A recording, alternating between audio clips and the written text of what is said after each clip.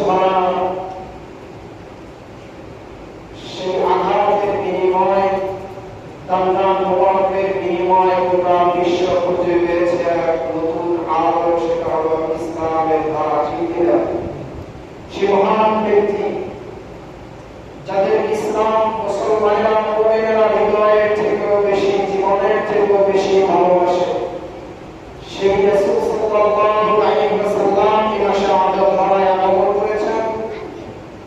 এজন্য আজকে এই পুরো মাস, রবিউল আউয়াল মাস, পুরো জুমার আলোচনা চলবে ইনশাআল্লাহ আমার নবী করিম সাল্লাল্লাহু আলাইহি ওয়াসাল্লামের সিরাত নিয়ে, তার আগমন। আমরা যে মানুষকে জীবনের থেকে বেশি ভালোবাসি, সেই মানুষের জীবনী, সেই মানুষের আদর্শ যদি আমাদের জানা না থাকে, তাহলে পশ্চিম কালে আমরা তাকে আমাদের সেই কাঙ্ক্ষিত ভালোবাসার আসরে আমরা হাসিল করতে পারবো না। ঠিক কিনা? যদি রাসূল সাল্লাল্লাহু আলাইহি ওয়াসাল্লামের জীবনে আমাদের প্রত্যেকটি মানুষ মুমিনের জানা থাকা দরকার, যেইভাবে আমাদের জানা থাকা দরকার ওইভাবে আমাদের নাই। ঠিক কিনা? রাসূল সাল্লাল্লাহু আলাইহি ওয়াসাল্লামের আদর্শ আমাদের যেভাবে জানা দরকার সেভাবে আমাদের নাই, যার কারণে আমরা যেভাবে রাসূলকে ভালোবাসা দরকার, তার সিরাত যেভাবে গ্রহণ করা দরকার, আদর্শ যেভাবে গ্রহণ করা দরকার, এই জন্য আমরা একটা ব্যর্থ। ঠিক কিনা?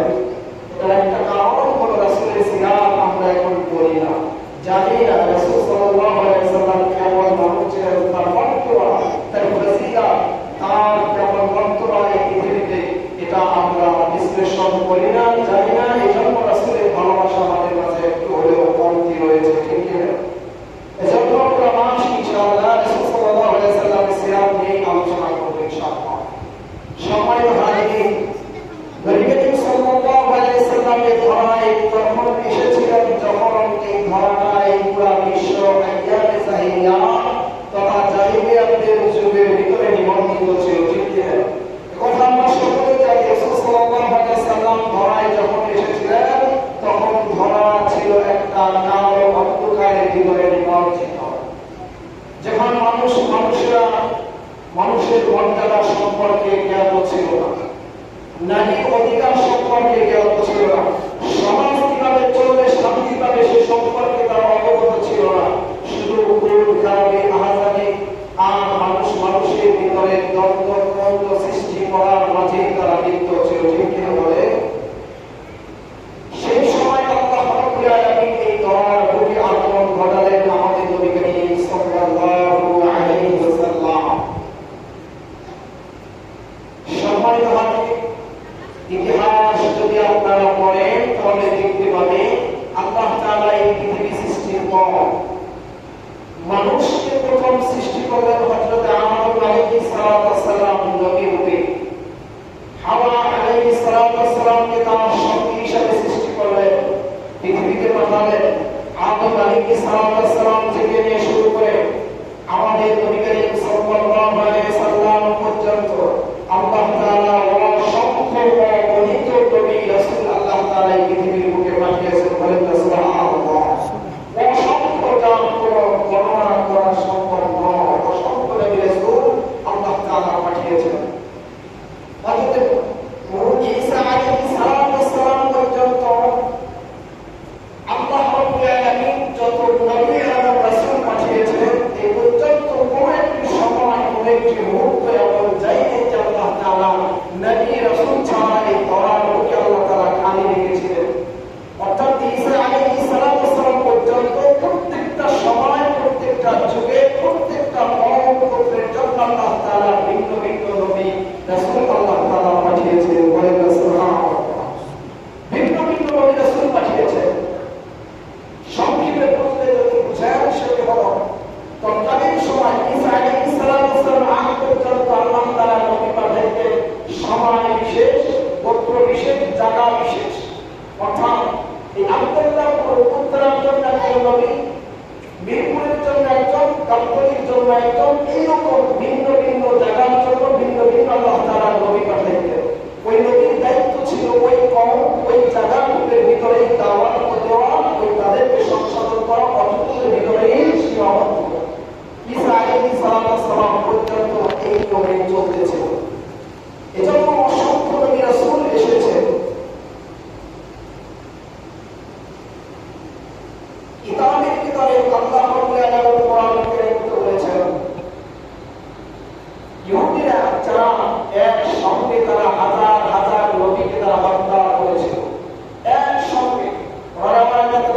যদি 1 ঘন্টার কথা চিনতে মনে হয় এসেছে এক দিনে তারা প্রায় 1,00,000 উপরে যারা নবী এবং রাসূলকে তারা হত্যা করেছিল ইহুদিরা। এই অসংখ্য নবী রাসূল ঈসা আলাইহিস সালাম পর্যন্ত আল্লাহ তাআলা পাঠিয়েছেন। ঈসা আলাইহিস সালামের পরে আল্লাহ তাআলা দীর্ঘ সময় এই পৃথিবীতে কোন নবী রাসূল আল্লাহ তাআলা পাঠান নাই। আল্লাহ তাআলা দীর্ঘ সময় এই পৃথিবীতে আল্লাহ তাআলা নবী রাসূল পাঠান নাই। না পাঠানোর কারণে মানুষেরা যখন দিন পায় নাই, এমনি ওহী যখন তারা পায় নাই, শয়তান এই সুযোগে মানুষের ভিতরে বিভ্রান্ত সৃষ্টি করে, মানুষের ভিতরে কন্দন সৃষ্টি করে, মানুষের মনুষ্যত্ব দূর করে দিয়ে জাহিলিয়াত পর্যায়ে ঢুকিয়ে মারামারি হানাহানি কাটাকাটি করে আইয়ামে জাহিলিয়াতের যুগে পরিণত করে দিয়েছিল। ঠিক কিনা বলে? যেটাকে সবাই আমরা জানি আইয়ামে জাহিলিয়াত বলা হয়। তাহলে ঈসা আলাইহিস সালাম পর্যন্ত সব যুগে আল্লাহ তাআলা অসংখ্য নবী রাসূল পাঠিয়েছেন, অসংখ্য নবী পাঠিয়েছেন, জায়গা বিশেষ, মানুষ বিশেষ, সময় বিশেষ। ঈসা আলাইহিস সালামের পর আমাদের নবী করিম সাল্লাল্লাহু আলাইহি ওয়াসাল্লাম আগমন পর্যন্ত বিশেষ একটি সময় 500 বছর পর নবী আল্লাহ তাআলা এই ধারার বুকে দেন না। তাহলে আমরা বুঝতে পারলাম যখন মানুষেরা ওহী শুনতে হয় তখন মানুষ আর মানুষ থাকে না। ঠিক কিনা বলে? যখন মানুষ আর মানুষ থাকে না, মানুষেরা আইয়ামে জাহিলিয়াতের যুগে পরিণত হয়ে যায়। এই জন্য যে যুগটায় আল্লাহ তাআলা নবী দেন নাই, রাসূল দেন নাই, সেই যুগটা আইয়ামে জাহিলিয়াতের যুগে পরিণত হয়ে গিয়েছিল। যখন আল্লাহ তাআলা আরবের বুকে সর্বকাল সব জানার জন্য যে নবী, সব মানুষের জন্য যে নবী, যিনাকে আল্লাহ তাআলা আরব ভূখণ্ডের মাঝে আল্লাহ তাআলা পাঠাইলেন। সুবহানাল্লাহ। রাসূল সাল্লাল্লাহু আলাইহি সাল্লামকে আরবের বুকে কেন পাঠাইলেন? আল্লাহ তাআলা তো এই ইউরোপ থেকে শুরু করে আমাদের এই অঞ্চল থেকে শুরু করে বিভিন্ন আরব পৃথিবীর প্রান্ত আছে না নাই, আরব প্রান্ত আছে, আল্লাহ তাআলা সেখানে পাঠাইতে পারতেন। কিন্তু আরবের বুকে বিশ্বনবী করিম সাল্লাল্লাহু আলাইহি সাল্লামকে সেখানে কেন পাঠিয়েছেন? কয়েকটি কারণ। তার অন্যতম কারণ হলো এই পৃথিবীর মিডিল পয়েন্ট হলো আরব ভূখণ্ড। কি পয়েন্ট বলে? Middle point. এবং পৃথিবীর শুরু, পৃথিবীর জমিন সৃষ্টির শুরুই হয়েছে কাবা আর বাইতুল্লাহ থেকে। বলে সুবহানাল্লাহ। আল্লাহ রাব্বুল আলামিন এই কথাই আমাদেরকে জানাইলেন, ইন্না কুল্লা বাইতিন মুদিআ লিন-নাসি আল্লাযী বারাকা মুবারাকান ওয়া হুদান লিল আলামিন। আল্লাহ রাব্বুল আলামিন সর্বপ্রথম মানুষের জন্য ঘর বানাইলেন বাইতুল্লাহ। এই ঘরটা আল্লাহ সর্বপ্রথম বানাইছেন, আর এই জমিন আল্লাহ তাআলা সর্বপ্রথম সৃষ্টি করেছেন। এই জন্য গোটা পৃথিবীর জমিনের মিডিল পয়েন্টই হলো এই বাইতুল্লাহ, কাবার স্থান। যেহেতু নবী করিম সাল্লাল্লাহু আলাইহি সাল্লাম কোন গোত্র বিশেষ নবী নন, গোটা পৃথিবীর জন্য তিনি নবী হলেন, গোটা আরবের জন্য তিনি নবী হলেন। এই জন্য আল্লাহ তাআলা তাকে মিডিল পয়েন্টে পাঠিয়েছেন যাতে গোটা পৃথিবীর নবী তিনি হতে পারেন। সরাসরি বলেন সুবহানাল্লাহ।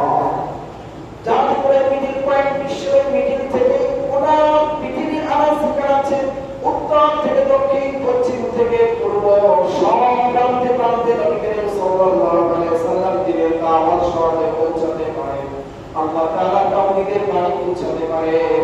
এই জন্য আল্লাহ রাব্বুল আলামিন এই কাবার ঘরের কাছে নবীকে পাঠিয়েছেন। বলেন এক নম্বর কারণ, দুই নম্বরে কারণ হলো আল্লাহ রাব্বুল আলামিন এই আমাদের উপরে কেমন তাকে পাঠিয়েছেন। এর প্রথম কারণ হলো আল্লাহ রাব্বুল আলামিন তার দ্বারা গোটা পৃথিবীতে তাওহীদের আওয়াজ ছড়ায় দিবেন, ইসলামের বাণী ছড়ায় দিবেন।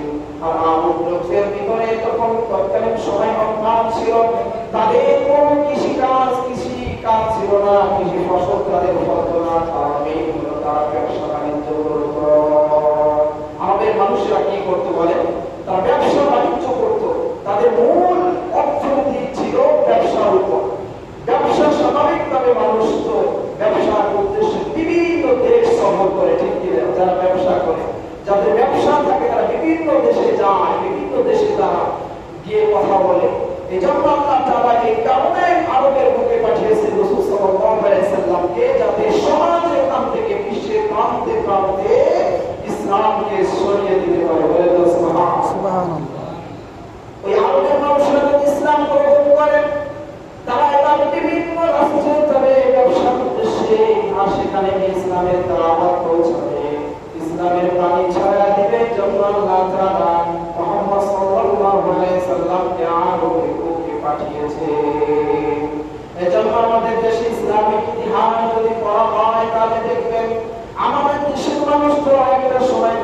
ইসলাম চেতনা চিন্তা করেন, তারা তো সবাই মূর্তি পূজারী ছিল।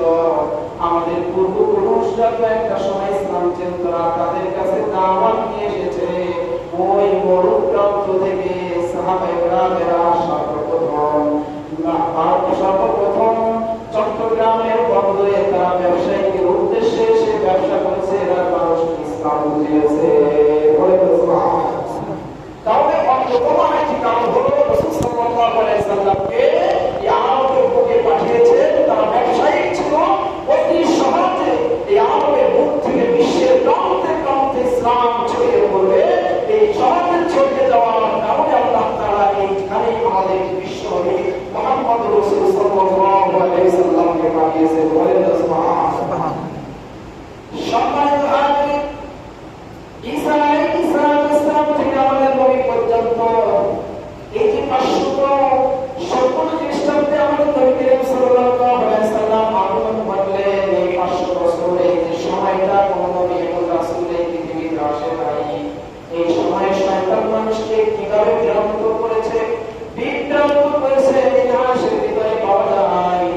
আজকে যে মূর্তি পূজার আবির্ভাব হয়েছে, তৎকালীন সময় মক্কার মানুষেরা, আমাদের মানুষেরা তারা মূর্তি পূজায় অভ্যস্ত ছিল না। তারা ছিল দ্বীনে হানিফা, ইব্রাহিম আলাইহিস সালামের ধর্মের উপর। এজন্য আমাদের নবী করিম সাল্লাল্লাহু আলাইহি সাল্লামের বাবা আব্দুল্লাহ আব্দুল মুত্তালিব তারা মূর্তি পূজা করছিল না। তারা দ্বীনে হানিফার উপরে তারা প্রতিষ্ঠিত ছিল। তারা দ্বীনে হানিফার উপরে তারা আমল করত। কিন্তু শয়তান একটা সময় এসে তাদেরকে বিভ্রান্ত করে ওই মক্কার বুকেও মূর্তি পূজার আগ্রহ ঘটায় দিল। শয়তান কিভাবে মানুষকে মূর্তি পূজার দিকে আহ্বান করে? এই জন্য ইসলামের তাসবিহকে হারাম করা হয়েছে। ছবি অঙ্কন করা, ছবি ঘরের ভিতরে রাখা, এগুলো হারাম করা হয়েছে। কারণ আজকে ছবি রাখবে, আপনার পরবর্তী প্রজন্মরা সেই ছবি থেকে মনে করবে আমার বাবা আমার দাদারা এই ছবিটাকে পূজা করতো, এটাই করেছে, এটাই করতো। তারা একটা সময় তারকা পূজায় তারা ধাবিত হয়ে পড়বে। ঠিক কিনা বলে? এই জন্য ইসলামের ছবিকে ইসলামে হারাম করে দেওয়া হয়েছে। তৎকালীন সময় আমাদের মানুষরা মূর্তি পূজা করতো না। কিন্তু আমর বিন লুহাই একজন ব্যক্তি ছিল, অনেক বড় আলেম ছিল। তিনি ব্যবসা করতেন, ব্যবসার উদ্দেশ্যে সিরিয়ায় গেলেন। সিরিয়ায় গিয়ে দেখেন ওখানে মানুষগুলো তারা সামনে কি জানো, আপনার ভিতরে একটা পাথরের ভিতরে খোদাই করা একটা জিনিস রেখে তারা ওখানে মূর্তির সামনে রেখে ইবাদত বন্দি করে। তাদেরকে জিজ্ঞাসা করলেন, আমর বিন লুহাই তোমরা এটা কি আমল করো? আমর বিন লুহাইকে বলা হলো, আমরা এই যে সামনে যে জিনিসটাকে দেখতে পাও, এই লোকটাকে যদি আমরা দেখি তাহলে আল্লাহর কথা আমাদের বেশি মনে পড়ে। এই জন্য ইবাদত করার সময় আমরা তার ছবিটাকে আমরা সামনে রেখে দেই। মক্কার মানুষরা তখন ছবি বলতে কিছুই চিনত না। সিরিয়ায় আমর বিন সুহাইল তখন সিরিয়ায় গেলেন। যখন সিরিয়া থেকে গেলেন, সিরিয়ায় থাকার পরে যখন এটা দেখলেন, তিনি চিন্তা করলেন আমাদের বুকেও এই ছবিটা নেওয়া দরকার। আমাদের মানুষরাও যাতে ভালো করে আল্লাহর ইবাদত বন্দি করতে পারে। এই জন্য তিনি সর্বপ্রথম ওই সিরিয়া থেকে একটা ছবি, একটা অঙ্কন করা পাথরের একটা আকৃতি এনে আমাদের বুকে রেখে দিলেন। সর্বপ্রথম কি এনেছিলেন বলে? একটা মানুষের আকৃতি। এটা কি উদ্দেশ্য এনেছেন? যে এটা দেখলে তাদের মন আল্লাহর দিকে আরো বেশি মনে পড়ে, আল্লাহর কথা আরো বেশি স্মরণ হয়। এই ভালো নিয়তে ঠিক কিনা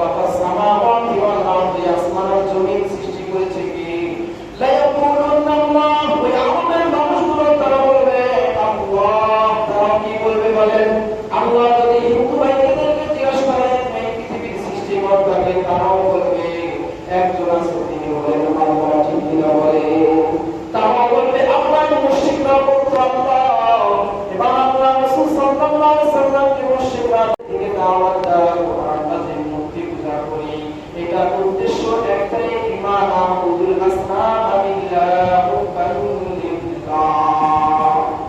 আমরা যে মূর্তি পূজা করি এটাও এই উদ্দেশ্যে করি যে মূর্তিগুলো আমাদেরকে আমরা ভালোবাসার কাছে আল্লাহর সন্নিকটে পৌঁছায় দিবে, এই উদ্দেশ্য থেকে আমরা ইবাদত করি, ওই মূর্তি আর কিছুই না। এখন বলেন আমাদের সমাজে এখন আছে না নাই? আমাদের ইসলামের ভিতরে এমন ভ্রান্তমত আছে না না? পীরকে ধরা ছাড়া, পীরকে হাতিয়ার তোলা দেওয়া ছাড়া আল্লাহকে পাওয়া যাবে এমন ভ্রান্তমত আমাদের আছে না না? এগুলো হচ্ছে সব কুফরি আকীদা। তৎকালীন সময়ে ইয়ামে জাহিলিয়াতের মানুষেরা এই বলে মূর্তি পূজা করত যে মূর্তির মাধ্যমে আল্লাহকে পাওয়া যাবে, অন্যভাবে পাওয়া যাবে না। অথচ আল্লাহকে পাওয়ার জন্য কোনো ব্যক্তি ধরার দরকার নাই, ঠিক কিনা বলে? আল্লাহকে পাওয়ার জন্য কোনো মানুষ ধরার দরকার নাই। কোনো মানুষ ধরার আকীদা যদি আপনার থাকে তাহলে আপনি শিরকের ভিতরে লিপ্ত আছেন, ঠিক কিনা বলে? তৎকালীন সময় আরবের বুকের মানুষেরাও ওই মূর্তি পূজায় তারা ছিল না, তাদের অভ্যাস ছিল না। তাদের অভ্যাস এই মূর্তি পূজা আসলো ছবি থেকে একটা অঙ্কন, তারপর আস্তে আস্তে প্রজন্ম, তারপরে তারা মূর্তির দিকে ধাবিত হলো। তখন আল্লাহ তাআলা যখন এই সব মিলাইয়া বেজাইয়া চলতেছিল, তখনই আমাদের নবী করিম সাল্লাল্লাহু আলাইহি ওয়াসাল্লামকে তাওহীদের বাণী দিয়ে এই ধরনের আগমন ঘটালেন। বলেন সুবহানাল্লাহ। আল্লাহ তাআলা বলেন ওয়া মা আরসালনাকা ইল্লা রাহমাতাল লিল আলামিন। বলেন সুবহানাল্লাহ। আমরা সূরাতুল ফাতিহা পড়ি আলহামদুলিল্লাহি রাব্বিল আলামিন। আল্লাহ তাআলাকে যেমন রাব্বিল আলামিন বলে স্বীকার করে নিয়েছো, তুমি গোটা বিশ্বের গোটা জগতের যত জগৎ আছে, ওটা পরকালের যত জগৎ আছে, সব জগতের পালনকর্তা আল্লাহ, তুমি এটা যেমন স্বীকৃতি দেই। আমার নবী করিম সাল্লাল্লাহু আলাইহি সাল্লামকে আল্লাহ জানাই দিলেন, আমি যত জায়গা রব ও পয়গম্বর, আপনি তত জায়গার জন্য এই রহমত। বলেন সুবহানাল্লাহ। আল্লাহ তাআলা আমাদের নবী করিম সাল্লাল্লাহু আলাইহি সাল্লামের মান মর্যাদা কত কত। আল্লাহ বলেছেন রব্বিল আলামিন, আর আবার আল্লাহ রাসূলের ক্ষেত্রে বলেছে রাহমাতুল লিল আলামিন। আল্লাহ আমি যেরকম সমস্ত জগতের জন্য রব, মুহাম্মদ সাল্লাল্লাহু আলাইহি ওয়াসাল্লাম তুমিও সব জগতের জন্য রহমত। বলেন সুবহানাল্লাহ। সব জগতের জন্য রহমত। এই জন্য মুহাম্মদ সাল্লাল্লাহু আলাইহি ওয়াসাল্লামের শান মর্যাদা এত এত এত। ইসলামের ভিতরে যতগুলো আমল আছে সব আমলের ক্ষেত্রে শুধু আল্লাহর নিয়াত করলে হয় না, আল্লাহর নাম নিলে হয় না। সমস্ত আমলের ভিতরে আল্লাহর সঙ্গে সঙ্গে নবী করিম সাল্লাল্লাহু আলাইহি ওয়াসাল্লামের নাম নিতে হবে। সুবহানাল্লাহ। নামাজ পড়েন, নামাজ একটা গুরুত্বপূর্ণ ইসলামের ইবাদত, ঠিক কিনা বলেন? নামাজের ভিতরে যেমন আল্লাহ রাব্বুল আলামিনের প্রশংসা করতে হয়, ঠিক নামাজের ভিতরে আবার তাশাহুদের ভিতরে আমার রাসূল সাল্লাল্লাহু আলাইহি সাল্লামের উপরে দুরূদ ও সালাম পেশ করতে হয়। বলেন সুবহানাল্লাহ। ওয়া রাফা'না লাকা যিকরা। আল্লাহ তাআলা আমাদের নবী করিম সাল্লাল্লাহু আলাইহি সাল্লাম মান মর্যাদা সব থেকে উঁচু করে দিয়েছেন। বলেন সুবহানাল্লাহ। আল্লাহ রাব্বুল আলামিন বলেন জাহিলিয়াতের যুগে আমাদের নবী করিম সাল্লাল্লাহু আলাইহি সাল্লামকে পাঠালেন। নবী করিম সাল্লাল্লাহু আলাইহি সাল্লাম আগমন করলেন এই রবিউল আউয়াল মাসে, ধরায় আগমন করেছেন। রবিউল আউয়াল মাসের সংবাদ দিনে দিনে ধরায় আগমন করেছেন। সংবাদ দিয়ে করে ইখতিলাফ নাই। সমস্ত মুহাদ্দিসিনদের মতে নবী করিম সাল্লাল্লাহু আলাইহি সাল্লাম পুরো সংবাদ দিয়ে সূরা সাদিকের সময় এই দুনিয়ার বুকে তিনি আগমন করেছিলেন। বলেন সুবহানাল্লাহ। সুবহানাল্লাহ। আমি দুই জোড়া আগে ফজরের গুরুত্ব নিয়ে আলোচনা করতে গিয়ে বলেছিলাম যে রাসূল সাল্লাল্লাহু আলাইহি সাল্লাম এত শান সম্পন্ন মানুষকে আল্লাহ তাআলা সূরা সাদিকের সময় কেন পাঠিয়েছেন? কারণ গোটা দিনের ভিতরে 24টা ঘন্টার ভিতরে সূরা সাদিক হলো সবথেকে মূল্যবান সময় এবং বরকতপূর্ণ সময়। বলেন সুবহানাল্লাহ।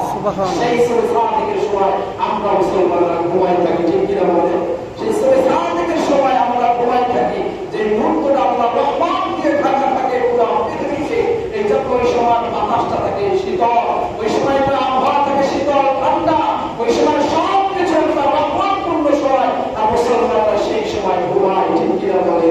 আপনি ইহুদি খ্রিস্টান নাসারা নামাজ পড়ে না, আল্লাহকে বিশ্বাস করে না, কিন্তু সুবহান থেকে টাইমে ঠিক আরাম রেখে উঠে তারপরে ওই সময় থেকে তারা ব্যায়াম শুরু করে দেয়, ঠিক কিনা বলে?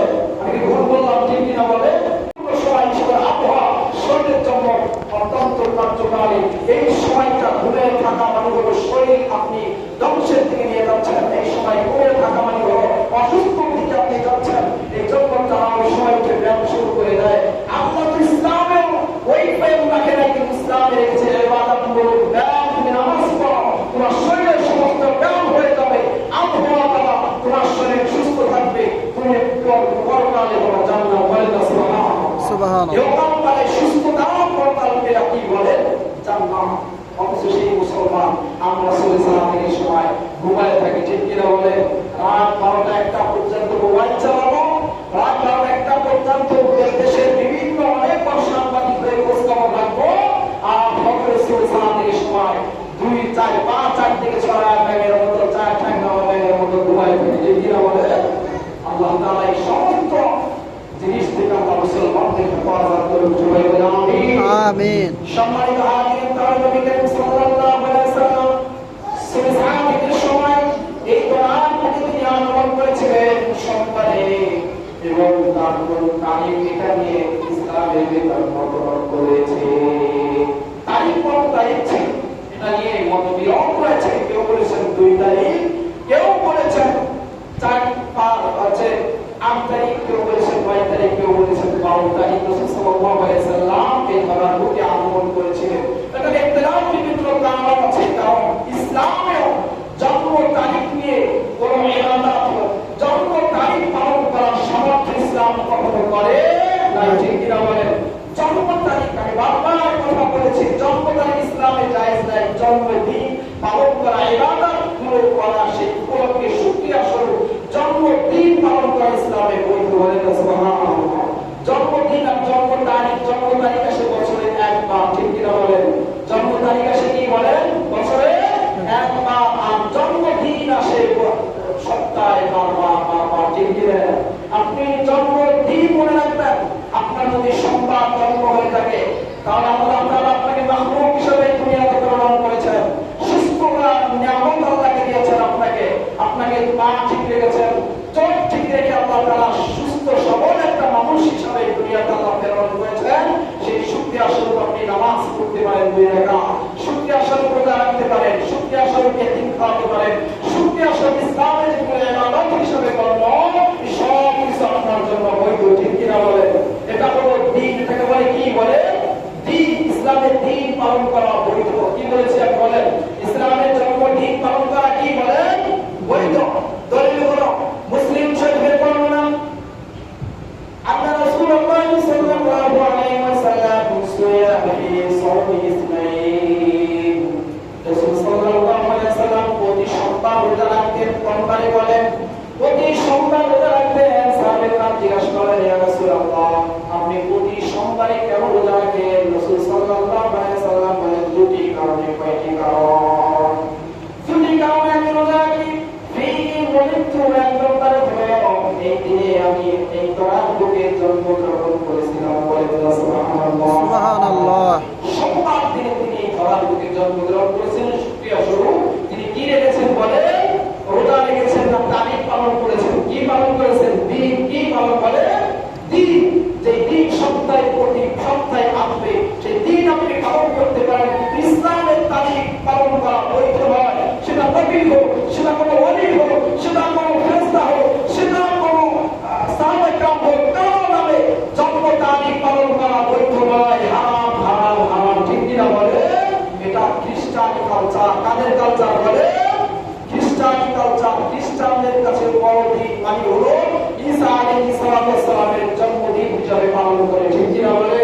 আর আমরা এখন সেই নবীর উম্মত হয়ে, যেই নবী প্রতি সোমবার রোজা রেখেছেন, অর্থাৎ জন্মদিন পালন করেছেন, সেই নবীর উম্মত হয়ে আমরা এখন বছরে একদিন রাসূলের জন্মগ্রহণ পালন করি। বলেন না নাউযুবিল্লাহ।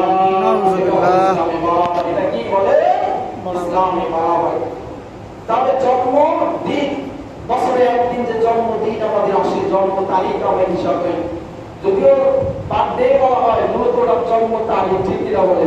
জন্ম তারিখ, ওটা জন্ম তারিখ ইসলামে বৈধ নয়। আপনি জন্মদিন পালন করবেন, সেটাও ইবাদত হিসাবে শুকরিয়া স্বরূপ বৈধ ইসলামে যে ইবাদতগুলো দেওয়া হয়েছে সেইগুলো আদায় করতে পারেন শুকরিয়া স্বরূপ। আমরা এগুলো করবো তো ইনশাআল্লাহ। বছরে একটা সন্তানের জন্মদিন, জন্ম তারিখ পালন করবো, জন্মদিন মনে রাখবো। কি রাখবো বলে? জন্মদিন আপনার সন্তান জন্মগ্রহণ করেছে কোন দিন, এটা মনে রাখেন। সেই দিনে আপনি ইবাদত স্বরূপ কোরআন শরীফ খতম করতে পারেন, সেই দিনে আপনি নামাজ পড়তে পারেন শুকরিয়া স্বরূপ, সেই দিনে আপনি অন্যান্য যত ইবাদত হিসাবে ইসলাম বৈধতা দিয়েছে সেই কাজগুলো আপনি করতে পারেন। ঠিক কিনা বলেন? না কেক কাটতে বলে, কেক খাওয়াইতে পারেন খানা হিসাবে। ঠিক কিনা বলেন? কিন্তু কাটলে কোনো সওয়াব আছে, নেকি আছে বলেন? বরং কেক কাটা বাস্তব দৃষ্টান্তে। ঠিক কিনা বলেন? এজন্য ভাইরা, রাসূল সাল্লাল্লাহু আলাইহি সাল্লাম সোমবারে আগমন করেছে, আর সোমবার শুকরিয়া স্বরূপ তিনি রোজা রাখতেন। কি রাখতেন বলে? না আমাদের মধ্যে এখন আমাদের সুন্নিয়াত কিছু জামাতের ভাইরা আছে, রাসূল সাল্লাল্লাহু আলাইহি ওয়াসাল্লামের নাম দিয়ে এই তারিখ ইসলামে যেখানে তারিখ ব্যবহার করতে ইসলাম নিষেধ করলো, ইসলাম সরাসরি করলো খালিফুল ইয়াহুদ ওয়ান নাসারা, তোমরা ইহুদি নাসারাদের মুখালিফত করবে, বিরোধিতা করবে। যে আমলগুলো ইহুদিদের সঙ্গে মিশে যায়, রাসূল বলেছেন এই আমলগুলো তোমরা অতিরিক্ত করে তাদের থেকে মুখালিফ করতে হবে। ঠিক কিনা বলে? আমরা তাদের শান্তির সুতা অবলম্বন করি। আল্লাহ তাআলা আমাদের হেফাজত করুন, বলে আমিন। সম্মানিত হাজির, রাসূল সাল্লাল্লাহু আলাইহি ওয়াসাল্লামের ঘোড়া থেকে সোমবার ইসমে সাআদ এসেছিলেন। তারিখ নিয়ে ইখতিলাফ আছে, তারিখ নিয়ে ইখতিলাফ আছে, কিন্তু রাসূল সাল্লাল্লাহু আলাইহি ওয়াসাল্লাম যে দিনে আগমন করেছিলেন অনেকগুলো ঘটনা আল্লাহ তাআলা ঘটিয়েছিলেন। তার ভিতরে উল্লেখযোগ্য ঘটনা হলো পারস্য এবং ইসলাম রোম, এই সমস্ত যে অঞ্চলগুলো ছিল, এই সমস্ত অঞ্চলগুলো ছিল মুশরিকে ঘেরা, আল্লাহ নাফরমানিতে ঘেরা। আল্লাহ রাব্বুল আলামিন ওই সময় এমন কম্পন সৃষ্টি করলেন, গোটা পৃথিবীর বুকে সমস্ত মুশরিকদের যত স্থান ছিল সমস্ত স্থানে কম্পন সৃষ্টি হয়ে গেছিল। বলেন সুবহানাল্লাহ, সুবহানাল্লাহ। রাসূল সাল্লাল্লাহু আলাইহি ওয়াসাল্লাম আমাদের এই পারস্য, বর্তমান যেটা ইরান সহ, এটা হলো পারস্য। এই পারস্যের ভিতরে তারা অগ্নি পূজারী ছিল, হাজার হাজার বছর ধরে অগ্নি জ্বালায় রেখেছিল। যে অগ্নি কখনো নাই, রাসূল সাল্লাল্লাহু আলাইহি ওয়াসাল্লাম যেদিন আগমন করলেন, হঠাৎ ওই অগ্নিটা অটোমেটিক্যালি আল্লাহ তাআলা নিভিয়ে দিয়েছিলেন। বলেন সুবহানাল্লাহ। পারস্যের ভিতরে একটা সাগর আছে, এই সাগরের দ্রান্ত মতলব ছিল ওদের, তারা সাগর থেকে যদি গোসল করতো তাহলে তারা যে ইচ্ছায় গোসল করতো, যে নিয়মে গোসল করতো, আল্লাহ পূরণ করে দিতেন। এই শিরকি মনোভাব তাদের ছিল। আল্লাহ তাআলা যে মুহাম্মদ সাল্লাল্লাহু আলাইহি সাল্লামকে ধরা আগমন করালেন, ওই দিনে আল্লাহ তাআলা ওই সাগরের পুরো পানিটাকে আল্লাহ তাআলা শুকায় দিয়েছিলেন। সুবহানাল্লাহ। অর্থাৎ নবী করিম সাল্লাল্লাহু আলাইহি সাল্লাম ধরা ঢুকে আসার সঙ্গে সঙ্গে সমস্ত শিরক, সমস্ত নাফরমানিয়াতগুলো আল্লাহ তাআলা নিস্তব্ধ করে দিয়েছিলেন। বলেন না সুবহানাল্লাহ। নিস্তব্ধ করে দিয়ে কথা তালাম দিয়েছিলেন, জাল হক ওয়া যাহাকাল বাতিল ইন্নাল বাতিলা কানা যাহুকা। হক এসে গেছে, বাতিল দূরীভূত হবে। হক যখন আসে তখন বাতিলের আর কোনো ধারা থাকে না। এই কথা তালাম দিয়েছিলেন। আর আজকে আমরা সেই রাসূল সাল্লাল্লাহু আলাইহি সাল্লামের জন্মকেন্দ্রিক আমরা বিভিন্ন শিরক করে থাকি। ঠিক কিনা বলে? সব বাংলাদেশের যত বাজার আছে, এই রবিউল আউয়াল মাসে এমন ভাবে তারা সাজাবে, 12 রবিউল আউয়াল মাসে এমন উদযাপন করা শুরু করবে, মনে হচ্ছে রাসূলের থেকে ওই দিনই তার কাছে বড়। ঠিক কিনা বলে? যেটা ইসলাম সাপোর্ট করে নাই, যেটা ইসলাম বলে না। ইসলাম রাসূলের জন্মদিনে সমস্ত পারস্য থেকে শুরু করে সব মুশরিকদের আস্থানাগুলো ঘুরে দিয়েছিলেন। পারস্যের 14টি গম্বুজ ওই দিনে ভেঙে পড়েছিল। ওই দিনে সিরিয়া সবথেকে বড় ধর্ম যার মধ্যে ছিল, তিনি স্বপ্নে দেখলেন যে আরব জমিন থেকে কিছু উট এবং কিছু অশ্বারোহী ঘোড়া কিছু নিচের দিকে সিরিয়ার জমিনের দিকে ধেয়ে আসছে, যেগুলো সেই জাজিরাতুল আরব পার হয়ে সিরিয়ার জমিনের বিভিন্ন স্থান তারা ঢুকে পড়েছে, দখল করেছে। এই স্বপ্নে দেখলো, স্বপ্নের ব্যাখ্যা জানতে চাইলো, তখন বিভিন্ন ধর্মযাজকরা বললেন আজকের এই রাত্রে, আজকের এই দিনে দুনিয়ার বুকে এমন একজন ধরার বুকে আগমন করেছেন যিনি এই পারস্য সহ ইসিয়ান সহ সমস্ত স্থানে তার তাওহীদের বাণী দিয়ে জয়যুক্ত করে দিলেন। বলেন সুবহানাল্লাহ। নবী করিম সাল্লাল্লাহু আলাইহি ওয়াসাল্লাম আগমনে এত আশ্চর্য জিনিস ঘটেছিল। আর আপনারা মুসলমানের আজকে আমরা সেই শিরকের ভিতরে লিপ্ত, ঠিক কিনা বলে? সমস্ত শিরককে দুর্বৃত্ত করে দিয়েছিল রাসূলের জন্মের সময়। হযরত আমিনা তিনি বলেন রাসূল সাল্লাল্লাহু আলাইহি ওয়াসাল্লাম আমার গর্ভে থাকা অবস্থায় আমি একবার স্বপ্নে দেখলাম, আল্লাহ তাআলা আমাকে স্বপ্নে দেখালেন যে আমার গর্ভে যে বালকটা আছে তার নাম তুমি রেখে দাও মুহাম্মদ, তিনি গোটা পৃথিবীবাসীর জন্য তিনি রক্ষা স্বরূপ হবে। সুবহানাল্লাহ। মুহাম্মদ রেখে দেওয়া হলো এবং তার গর্ভ থেকে এমন একটা নূর বের হলো, আলো বের হলো। এই আলোর মাধ্যমে তিনি সামনে বলেন আমি এই সিরিয়া পারস্য সহ গোটা শহরগুলোকে আমি দেখতে পেয়েছিলাম। সুবহানাল্লাহ। রাসূল সাল্লাল্লাহু আলাইহি সাল্লামের আগমনের আগে আল্লাহ তাআলা সব বাণীগুলো আগে প্রকাশ করেছিলেন যে তিনি তার অঞ্চলে তাওহীদ ছড়িয়ে পড়বে। এই সিরিয়া পারস্য সহ বিশ্বে আজ কাছে রাসূল সাল্লাল্লাহু আলাইহি সাল্লাম আমাদের তাওহীদ ছড়িয়ে পড়বে এই আলো দেখিয়েছিলেন। তাহলে আমাদের মুসলমানরা আমরা তাওহীদের পক্ষে কাজ করব, শিরকের পক্ষে নয়, ঠিক কিনা বলে? তাওহীদের পক্ষে কাজ করব, শিরকের পক্ষে নয়। কিন্তু আজকে আমরা এই শিরকের ভিতরে নিমজ্জিত, ঠিক কিনা বলে? আমাদের আকীদা হলো এমন, বিভিন্ন সময় আমি যখন এই কিছুদিন আগে ক্লাসে মিশকাত শরীফের ক্লাসে রাসূল সাল্লাল্লাহু আলাইহি সাল্লাম মাহমুদ করতে নিষেধ করেছেন। কেউ একটা অর্থ হলো যে এমন মাহমুদ যে মাহমুদের নিয়ত থাকে, ইচ্ছা থাকে যে মাহমুদই তাকে তাকদীর পরিবর্তন করবে।